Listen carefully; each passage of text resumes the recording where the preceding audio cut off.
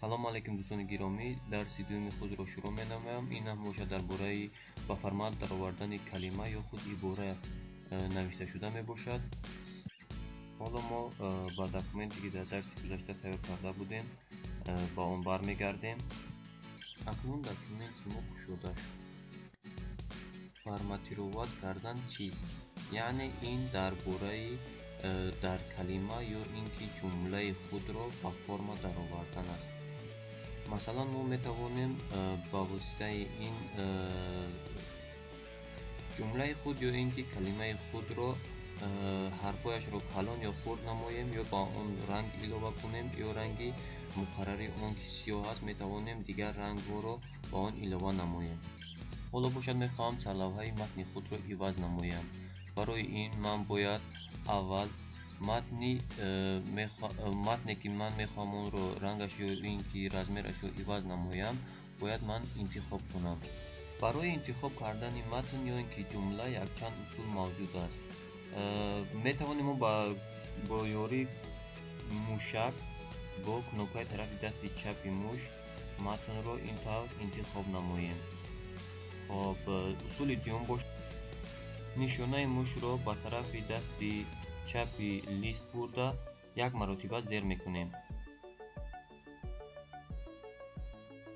усули сеюм бошад мо нишонаи мушро ба болои калимае ки мехоҳем интихоб намоем бурда ду маротиба онро пахш менамоем кнопкачаи дасти чапи мушро. агар мо хоҳем ки ҷумларо аз аввал то охир интихоб намоем, пас нишонаи мушро ба болои фарқ надорад як калима бурда онро 3 маротиба пахш менамоем. дар барномаи Word мо то калима ё ин ки ҷумларо интихоб накунем, мо онро бо формат дароварда наметавонем. ҳоло ман ҷумлаи худро интихоб кардам. акнун мехоҳам ки шрифти онро иваз намоям. барои шрифти онро иваз кардан мо аз боло, яъне панели боло шрифт номгузорӣ карда шудааст. дар ин ҷо ман интихоб менамоям шрифтро. ҷумлаи навишташудаи ман ин салавҳа мебошад. барои ин ман бояд каме ранги онро ғавзтар, яъне шрифти онро каме ғавзтар нишон диҳам. барои ин бошад ман аз шрифтҳо импактро интихоб менамоям.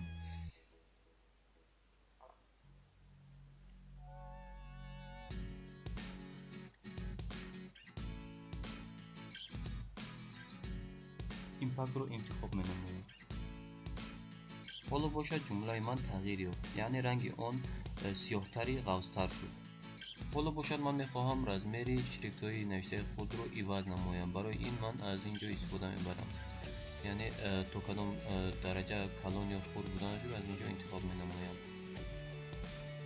дар барномаи Word боз ба мо як имконияти дигар ҳам додааст ки барои калон ё хурд намудани шрифтҳои худ мо метавонем аз инҳо истифода барем. масалан дар ҳолати пахш кардани ин мо ҷумла ё шрифтҳои навиштаи худро ин калон менамояд, ин бошад хурд менамояд. рақамҳое ки хурд ё калон мекунад аз ҳамин список гирифта мешавад, яъне агар 20 бошад дар ҳолати калонро пахш намудан 22 мешавад.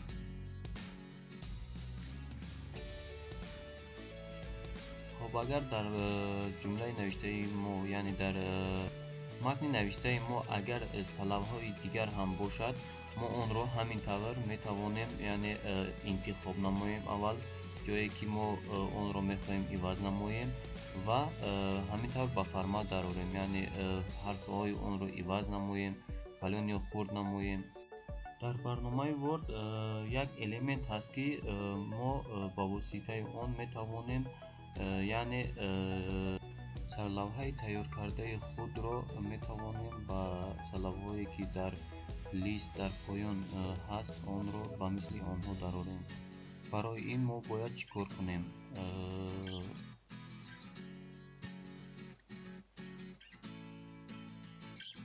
нишонаи мушро ба ҷои салавҳае ки мо тайёр карда будем мебарем ва як маротиба кнопкачаи тарафи дасти чапи мушро зер мекунем. ҳоло бошад аз қисми болоӣ яъне панел мо формат по образцуро як маротиба зер мекунем ва дар куҷое ки салабҳаи дуюми мо қарор дорад ба он ҷо бурда мо онро интихоб менамоем. Барои мисол мо ҳамин ҷумларо интихоб менамоем. Барои мо кадом қадар яъне салабҳа бошад онро интихоб менамоем ва кнопкачаи тарафи дасти чапи мушро мекушоем.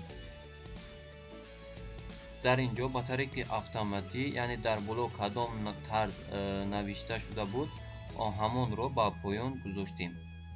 бе дохил шудан ба шрифт ва иваз намудани яъне рақамҳо то кадом андоза нишон доданашон ба тариқи автоматӣ дар ин ҷо пайдо шуд. Яъне чӣ тавре ки мо дар гузашта яъне салабҳаи худро тайёр карда будем ба тариқи автоматӣ дар салабҳаи дуюми мо пайдо шуд. бо ҳамин тариқ мо метавонем дигар ҷои матни худро ҳам интихоб намоем ва ба шрифт ворид шуда ҳарфҳое ки навишта шудаанд онро тағйир диҳем.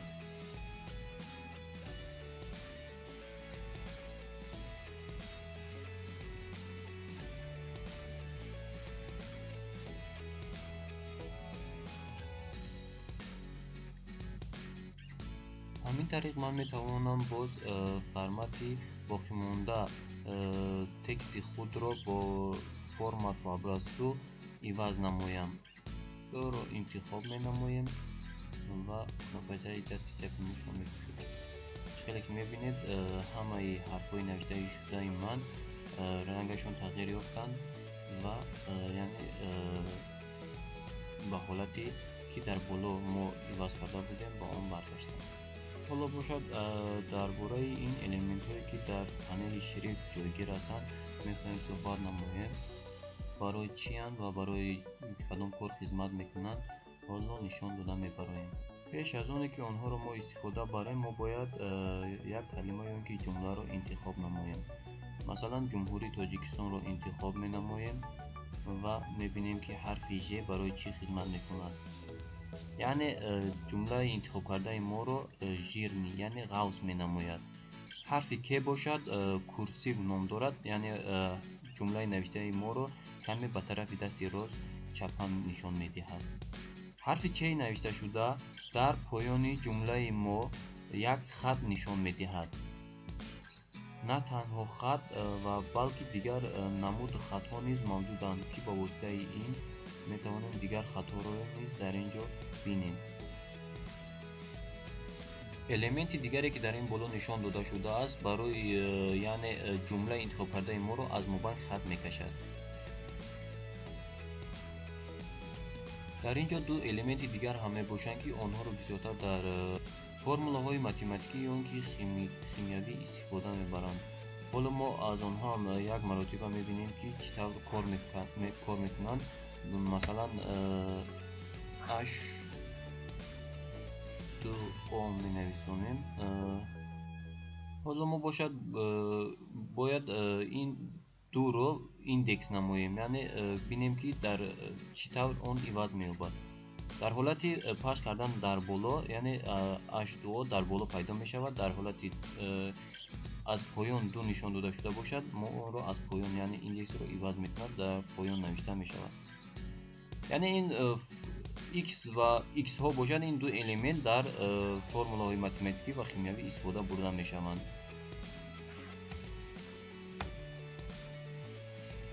инчунин метавонем ҷумларо интихоб намоям ва ранги онро иваз намоем.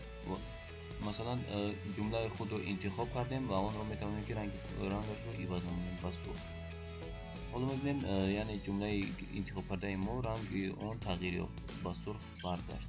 ё ки бошад дигар рангро мо аз кадом ин рангҳо ҳастанд аз онҳо истифода бурда метавонем. бо ёрии ин элемент бошад ҷои интихоб кардаи худро рангашро иваз карда метавонем. масалан онро бо ҳамин тавр яъне ҷумҳурии тоҷикистонро мо интихоб кардем, ҷои интихоб кардаи мо зард шуд.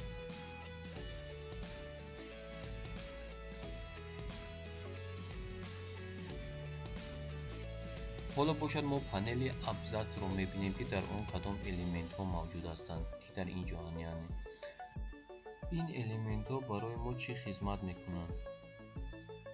дар листи навишташудаи мо дар кадом мавқеъ будани ҷумлаи навишташудаи моро нишон медиҳад. дар барномаи Word мо навиштанро аз тарафи дасти чап, яъне пур карда, ба тарафи дасти рост меравад листи A4 мо. ба тариқи автоматӣ, яъне ин элемент нишон дода шудааст, яъне интихоб карда шудааст. мо метавонем ба воситаи дигар элементҳое ки дар ин ҷо ҳастанд текстри худро иваз намоем. Масалан, мо салабҳаи худро интихоб намуда мо метавонем онро дар мобайни листи навишташудаи худ нишон диҳем, ё ин ки аз тарафи дасти рост, ё ин ки дар мобайн. ҳамин тариқ дигар ҷои тексти худро ҳам метавонем интихоб намуда, масалан аз мобайн навишта шудан, ё ин ки аз тарафи дасти рост пур карда рафтан, ё ин ки аз тарафи дасти чапро нишон диҳем. бо ҳамин тариқ ва ҳамин элементҳо мо тарзи ба формат даровардани текстри худро нишон додем ва бо ҳамин дарси дуюми худро ба охир мерасонам. Дарсҳои мо идома доранд.